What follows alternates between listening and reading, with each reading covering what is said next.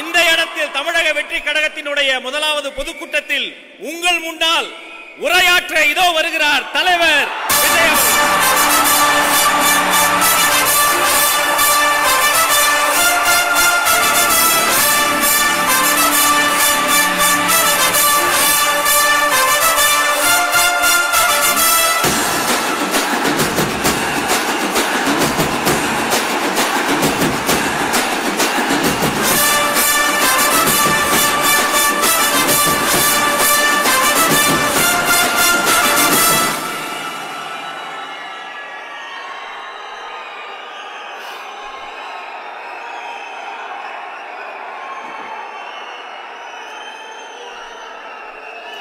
என் நெஞ்சில் குடியிருக்கும் என்னுடைய தோழர்களுக்கும் தோழிகளுக்கும் என்னுடைய வணக்கம் வணக்கம் வணக்கம்.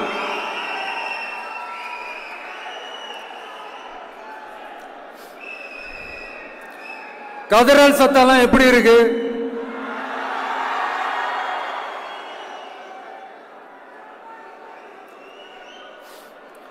தமிழுக்கு அமுதென்று பேர், அந்த தமிழ் இன்ப தமிழங்கள் உயிருக்கு நேர். இன்னைக்கு தமிழ்நாடு இருக்கிற சூழல்ல நாம் ஒரு புதிய வரலாற்றை படைப்பதற்கு தயாராக வேண்டிய அவசியத்தை நீங்க எல்லாருமே நல்லா புரிஞ்சு வச்சிட்டு இருப்பீங்கன்னு நான் நம்புறேன். அரசியல்னா என்னங்க? ஒவ்வொரு குடும்பமும் நல்லா வாழணும்னு நினைக்கிறது அரசியலா? இல்ல ஒரே ஒரு குடும்பம் மட்டும் தமிழ்நாட்டை சொரண்டி நல்லா வாழணும்னு நினைக்கிறது அரசியலா? நீங்களே சொல்லுங்க, எது அரசியல்? எல்லாருக்கும் நல்லது நடக்கிறது தானே அரசியல். அதுதான் நம்ம அரசியலும். காட்சிக்கு திராவிடம், ஆட்சிக்கு திராவிட மாடல்னு தினம் தினம் மக்கள் பிரச்சனைகளை மடைமாற்றி மக்கள் விரோத ஆட்சியை மன்னராட்சி போன்று நடத்துற இவங்க நமக்கு எதிராக இவங்க பண்ற செயல்கள் ஒன்னா ரெண்டாங்க. மாநாட்டில் ஆரம்பிச்சதுங்க. மாநாட்டில் ஆரம்பிச்சு அதுக்கப்புறமா நான் கலந்துகிட்ட அந்த புத்தக வெளியீட்டு விழா, நான் பறந்துரு போன அன்னைக்கு நம்மளுடைய 2ஆம் ஆண்டு துவக்க விழா அன்னைக்கெல்லாம் சிட்டிக்குள்ள எந்த ஹாலும் எந்த கல்யாண மண்டபம் கொடுத்துடக்கூடாதுன்னு அங்க போய் மகாபலிபுரத்தில் போய் அந்த ஃபங்க்ஷனை பண்றோம். ஏன் இன்னைக்கு பொதுக்குழு வரைக்கும் எங்கெல்லாம் எப்படியெல்லாம் தடைகள்?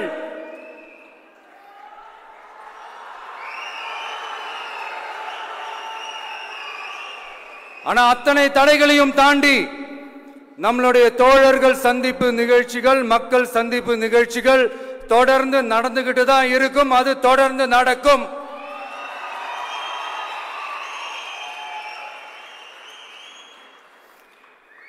நம்மளுடைய தோழர்கள் அர்ஜுன் பிரதர், நிர்மல் குமார் பிரதர், நம்ம ரமேஷ் பிரதர், இவங்கெல்லாம் போட்டு அடி அடி நடிக்கிறாங்க.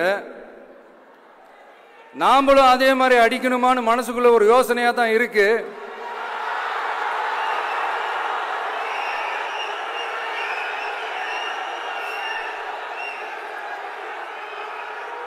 ரைட்.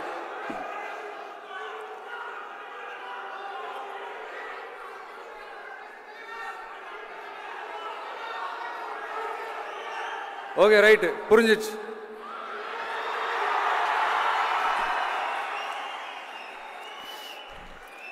மாண்புமிகு மன்னராட்சி முதல்வர் அவர்களே,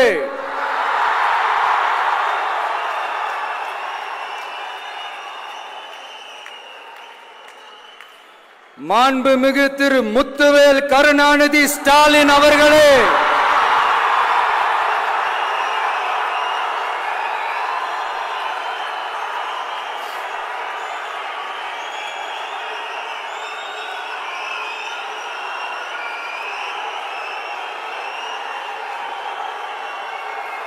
பேரை மட்டும் வீராப்பா சொன்ன பத்தாதவர்களே, செயல்லையும் ஆட்சியிலையும் அதை காட்டணும் அவர்களே. ஒன்றியத்துல பாஜக ஆட்சியை ஒரு பாசிச ஆட்சின்னு அடிக்கடி அறைகூவல் விடுத்துவிட்டு இங்க நீங்க பண்ற ஆட்சி மட்டும் என்னவா? அதுக்கு கொஞ்சம் கூட குறைவில்லாத அதே பாசிச ஆட்சி தானே. ஒரு கட்சி தலைவனா ஜனநாயக முறைப்படி என் கழக தோழர்களையும் என் நாட்டு மக்களையும் பார்க்கிறதுக்கோ சந்திக்கிறதுக்கோ தடை போடுறதுக்கு நீங்க யாருங்க?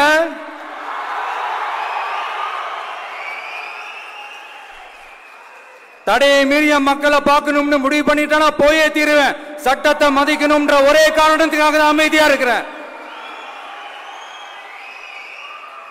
நேத்து வந்தவெல்லாம் முதலமைச்சர் ஆகணும்னு கனவு காண்றான்னு சொல்றீங்க. அது நடக்கவே நடக்காதுன்னு சொல்றீங்க. அப்படியேங்க எந்த கட்சிக்கும் இல்லாத நெருக்கடியை தமிழக வெற்றி கழகத்துக்கு மட்டும் போட்டுக்கிட்டே இருக்கிறீங்க.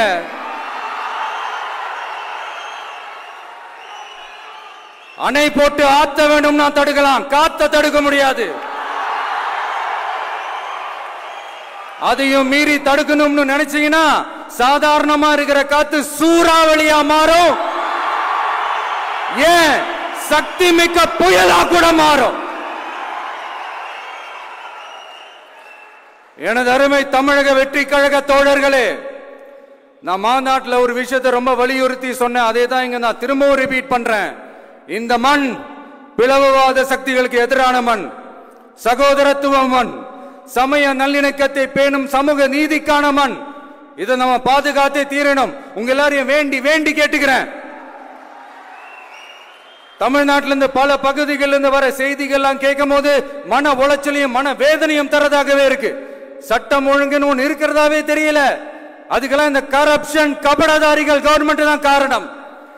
இந்த நிலைமை மாறணும். அதுக்கு இருக்கிற ஒரே வழி, இங்க உண்மையான மக்களாட்சி மலரணும். அது வரணும்னா இவங்கள மாத்தணும்.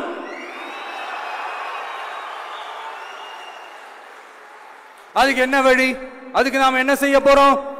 நம்மளுடைய தோழர்கள் டெய்லி மக்களை போய் பாருங்க, அவங்களோட பேசுங்க, ஒவ்வொரு தெருவுக்கும் போங்க, ஒவ்வொரு வீட்டுக்கும் போங்க, அவங்களோட பிரச்சனைகள் என்னன்னு கேளுங்க, அதை தீர்க்கிறதுக்கு என்னன்னு வழின்னு யோசிங்க. அப்பதான் அவங்களுக்கு நம்ம மேல ஒரு நம்பிக்கை வரும். அப்படி ஒரு ஆழமான நம்பிக்கையை விதைச்சிட்டு அதுக்கப்புறமா நிமிந்து பாருங்க. ஒவ்வொரு வீட்டோட உச்சிலையும் தமிழக வெற்றி கழகத்தோட இரட்டை போர் யானை வாகை மலர் கொடி தானா பறக்கும், தானா பறக்கும்.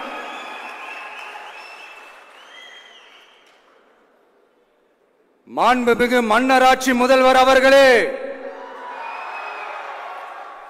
உங்க ஆட்சியை பத்தி கேள்வி கேட்டா மட்டும் ஏன் சார் உங்களுக்கு இவ்வளவு கோபம் வருது?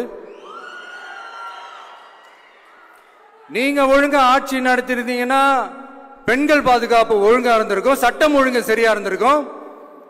பச்சை பிள்ளைங்க, படிக்கிற பிள்ளைங்க, சின்ன பொண்ணுங்க, வீட்டுல இருக்கிற பொண்ணுங்க, வேலைக்கு போற பொண்ணுங்கன்னு இவங்க எல்லாருக்கும் நடக்கிற கொடுமைகளை சொல்ல முடியல சார்.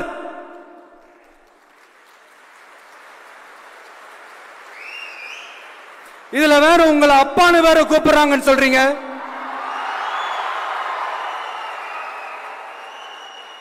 தினம் தினம் உங்களுடைய இந்த கொடுமைகளை அனுபவிச்சுட்டு இருக்கிற என்னுடைய சகோதரிகளான தமிழ்நாட்டு பெண்கள் தான் உங்களுடைய அரசியலுக்கே ஒரு முடிவு கட்ட போறாங்க, உங்களுடைய ஆட்சிக்கே ஒரு முடிவு கட்ட போறாங்க, உங்களுடைய இந்த அரசியல் வாழ்க்கைக்கே ஒரு முடிவு கட்ட போறாங்க.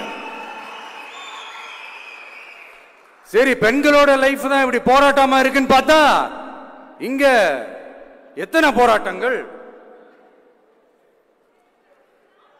பரந்தூர் போராட்டம், அரசு ஊழியர்கள் ஆசிரியர்கள் போராட்டம், போதைப் பொருள் எதிர்ப்பு போராட்டம், வரி உயர்வு போராட்டம், மீனவர்கள் போராட்டம், போக்குவரத்து ஊழியர்கள் போராட்டம், சாதிவாரி கணக்கெடுப்பு போராட்டம், சாம்சங் தொழிலாளர்கள், டங்ஸ்டன், விவசாயிகள் போராட்டம், மின்கட்டண உயர்வு எதிர்ப்பு போராட்டம், இஸ்லாமிய அமைப்புகள், செவிலியர்கள், மருத்துவர்கள், இந்த மாதிரி போராட்டங்கள். இதெல்லாம் சும்மா சாம்பிள் தான்.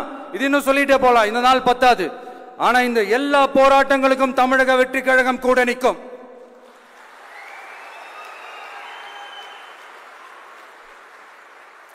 இங்க நீங்க தான் இப்படின்னா அங்க அவங்க யாரு? உங்க சீக்ரெட் ஓனர். அவங்க உங்களுக்கும் மேல மாண்புமிகு திரு மோடிஜி அவர்களே,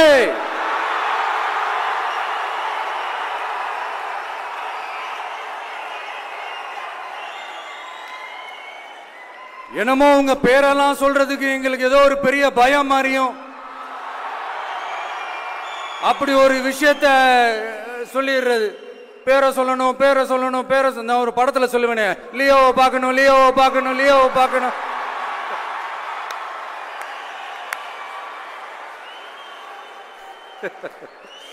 இல்ல சத்தியமா அப்படிதாங்க இருக்கு. சென்டர்ல ஆள்றவங்கன்னு சொல்றோம். சென்டர்ல யார் ஆள்றா? காங்கிரஸா? இங்க ஸ்டேட்ல ஆள்றவங்கன்னு பேசுறோம். இங்க யார் ஆள்றா? அதிமுகவா? அப்புறம் என்ன பேரை சொல்லணும், பேரை சொல்லணும்? எனக்கு புரியலையே. நீங்க தானே கேட்டீங்க, வச்சுக்கோங்க.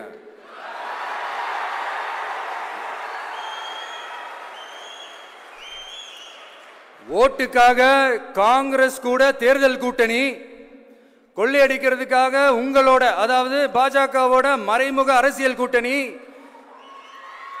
இப்படி உங்க பேரை சொல்லியே மக்களை ஏமாத்துறதும், உங்க பேரை சொல்லியே மக்களை பயமுறுத்துறதும், இப்படி இந்த கரப்ஷன் கபடதாரிகளுக்கு மறைமுகமாக உதவும் உங்க அரசுக்கு ஏஞ்சி தமிழ்நாடு தமிழர்கள்னாலே அலர்ஜி.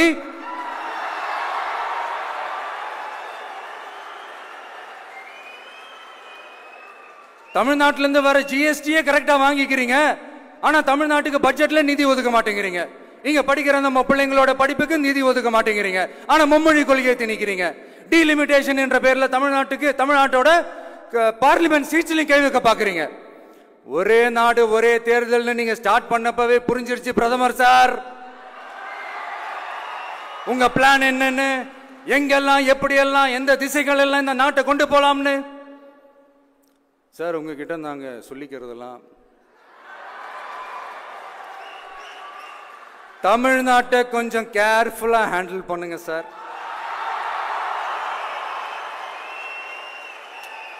ஏன்னா தமிழ்நாடு பல பேருக்கு தண்ணி காட்டின ஸ்டேட் சார், பல பேருக்கு தண்ணி காட்டின ஸ்டேட் சார். பார்த்து செய்யுங்க சார், மறந்துடாதீங்க சார்.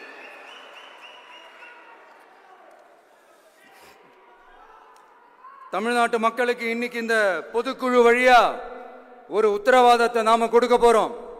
நம்ம ஆட்சி, அதாவது உங்க ஆட்சி, உண்மையான மக்களாட்சி, தமிழக வெற்றி கழகம் தலைமையிலான அறுதி பெரும்பான்மை பெற்ற ஆட்சி, அதே சமயத்தில் அதிகார பகிர்வுடன் கூடிய ஆட்சி. அப்படி இந்த ஆட்சி அமைஞ்சதும் பெண்கள் பாதுகாப்பை 100% உறுதி செய்வோம்.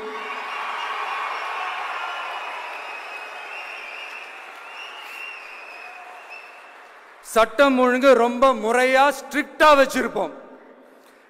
கல்வி, சுகாதாரம், மருத்துவம்னு அத்தனையிலையும் ரொம்பவே கவனம் செலுத்துவோம். அதுவும் எல்லாருக்கும் ஈஸியா ஈக்குவலா கிடைக்கிற மாதிரி செய்யறது தான் நம்ம டார்கெட்.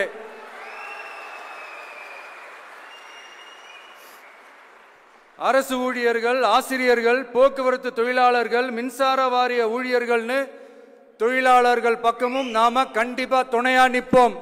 ஏன்னா நாம எப்பவுமே உழைக்கிறவங்க பக்கம்தான்.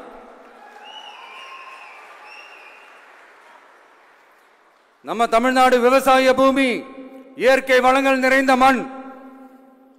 இந்த விவசாயத்துக்கும் இயற்கை வளங்களுக்கும் எதிரா எந்த விதமான ஒரு திட்டத்தையோ நடவடிக்கையோ கொண்டு வர்றதை எங்களால் ஏற்கவே முடியாது. எங்க மண்ணை, மக்களை பாதிக்கிற மாதிரி திட்டங்களை தயவு செஞ்சு செயல்படுத்தாதீங்க. அதை நாங்கள் எதிர்க்கவே செய்வோம். தமிழ்நாட்டை எல்லா வகையிலும் பாதுகாக்க வேண்டியது எங்களுடைய உரிமை, கடமை, கொள்கை எல்லாமே. The fundamental strength of politics is uncompromising principles and ideologies. Periyar's social justice, Kamaraj's honest administration, Ambedkar's equal justice and equal opportunity, Velu Nachiyar's social inclusivity and communal harmony, Anjali Amal's fighting for water resources were the reasons for choosing them as our party's ideologues and policy leaders. I would like to mention here with pride that we are the first political party to declare two historic women icons who are India's freedom fighters from Tamil Nadu as our party's ideologues and policy leaders.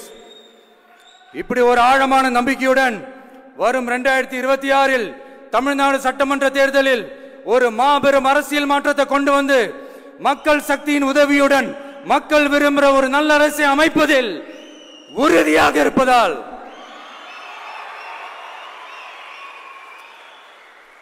அதை தடுக்கிறதுக்குன்னு சில பேர் பகல் கனவு காண்பார்கள் இல்லையா?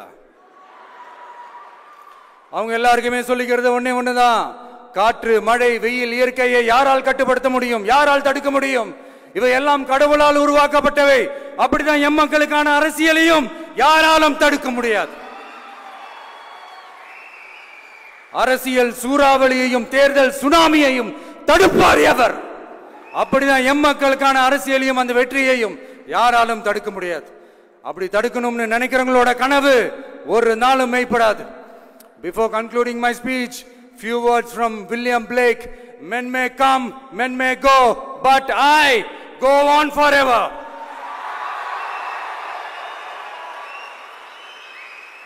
ஞானம் கருதினும் கைகூடும் காலம் கருதி இடத்தார் செய்யின். ஏற்ற காலத்தையும் இடத்தையும் அறிந்து ஒரு செயலை செய்தால் பூவுலகம் முழுமையையும் வேண்டினாலும் அது கைவசப்படும் என்ற திருக்குறளுடன் என்னுடைய நன்றி உரையை நிறைவு செய்கிறேன். பார்த்துக்கிட்டே இருங்க. அடுத்த வருஷம் இதுவரைக்கும் தமிழ்நாடு சந்திக்காத ஒரு வித்தியாசமான ஒரு தேர்தலை சந்திக்கும்.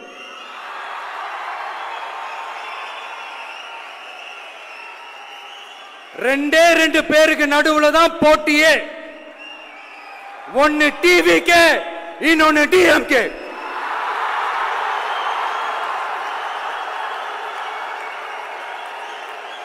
கான்பிடண்டா இருங்க, நல்லதே நடக்கும், வெற்றி நிச்சயம். மீண்டும் சந்திக்கும் வரை நன்றி, வணக்கம்.